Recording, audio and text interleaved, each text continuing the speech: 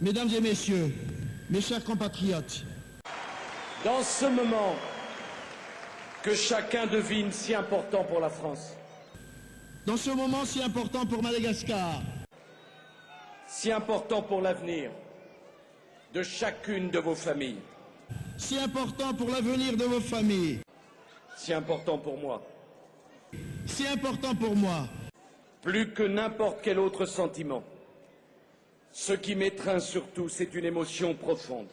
le sentiment qui m'envahit est une émotion profonde. Cette émotion, je vous demande de la recevoir simplement, je vous demande de la recevoir simplement, comme un témoignage de ma sincérité, comme un témoignage de ma sincérité, comme un témoignage de ma vérité. de ma vérité. Je voudrais demander à ma famille de m'aider.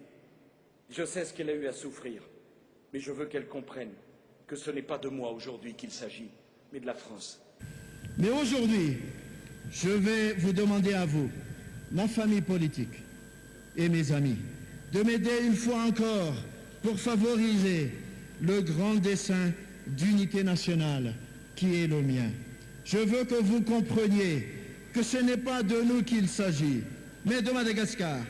Je veux demander à mes amis Je demande donc à mes amis de me laisser libre, de me laisser libre, libre d'aller vers les autres, libre d'aller vers les autres, vers celui qui n'a jamais été mon ami, libre d'aller vers celui qui n'a jamais été mon ami, qui n'a jamais appartenu à notre camp, qui n'a jamais appartenu à notre camp à notre famille politique, ou à notre famille politique, qui parfois même nous a combattus.